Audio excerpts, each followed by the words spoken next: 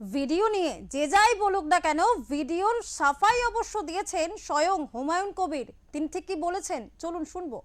একটা আমার ভিডিও তৃণমূল কংগ্রেস আমাকে রাজনৈতিকভাবে মোকাবেলা করতে না পেরে এবং আমার বিরুদ্ধে চক্রান্ত করে একটা এআই ভিডিও বানিয়ে সেটা পাবলিকের কাছে তাদের ফেসবুক আইডি থেকে বা প্রেস কনফারেন্স করে আমাকে বেলাইন করার জন্য বা আমার পার্টিকে ছোট করার জন্য বা আমার পার্টির ভোট ব্যাংককে নষ্ট করার জন্য তৃণমূল কংগ্রেসের মমতা ব্যানার্জি, তাদের দলের সাধারণ সম্পাদক অভিষেক ব্যানার্জি, ববি হাকিম, কুণাল ঘোষরা।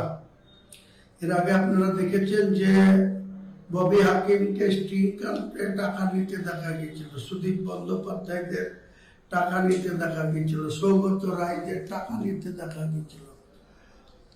তারপরে দুজন প্রয়াত হয়েছে, সুব্রত মুখোপাধ্যায়, সুলতান আহমেদ, তাদের নিয়ে আমি কিছু বলতে চাই না। কিন্তু সেই ববি হাকিমদের যে স্টিং কাণ্ডে টাকা নিতে হয়েছিল আজ পর্যন্ত তা মানুষ জানতে পারেনি। টাকা নিতে দেখেছে কিন্তু তার কি হলো সুরাহা